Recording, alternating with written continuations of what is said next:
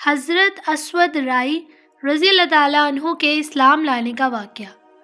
خیبر کا محاصرہ جاری تھا کہ ایک چرواہا از خود رسالت پناہ کی خدمت میں حاضر ہو کر عرض گزار ہوا، یا رسول اللہ صلی اللہ علیہ وآلہ وسلم، مجھے اسلام کے ضروری مسائل کی تعلیم فرمائیے۔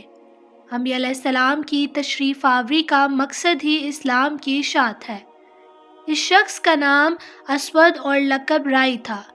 تلقین اسلام کے بعد جب اسود نے کلمہ شہادت پڑھا تو ان کے سامنے دو منزلیں تھیں۔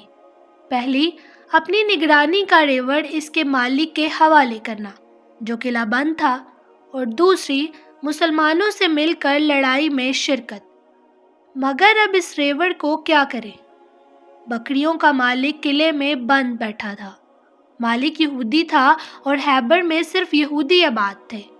رسول اللہ صلی اللہ علیہ وآلہ وسلم نے کہا، اسود، بکریاں جہاں سے ہانک لائے ہو اسی سمت ان کا رخ پھیر دو، وہ خود بخود اپنے باڑے میں پہنچ جائیں گی۔ اسود نے اس پر اتنا اور اضافہ کیا کہ مٹھی میں کنکریاں لی اور ریوڑ پر پھینکتے ہوئے کہا، اب میں تمہاری چوپانی نہیں کر سکتا، اپنے مالک کے پاس جاؤ۔ دیکھتے ہی دیکھتے بکریاں قلعے کی دیوار کے نیچے پہنچ گئی جہاں ان کا باڑا تھا۔ اسود امانت سے سبکدوش ہوتے ہی مسلمانوں کی صفوں میں شامل ہو گئے اور اپنے بھائیوں کی دوش بدوش دار شجاعت دینے لگے۔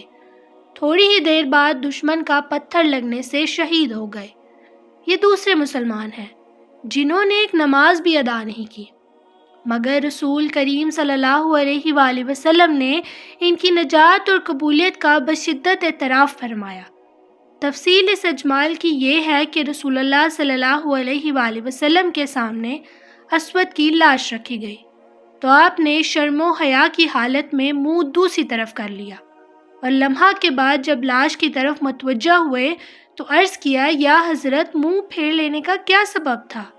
آپ کو اسود کی لاش سے کیوں حیا آئی؟ رسول اللہ صلی اللہ علیہ وآلہ وسلم نے کہا، اس وقت اسود کی لاش کے ساتھ دو حوریں ان کی منکوحہ بیویوں کے بدل میں موجود تھی۔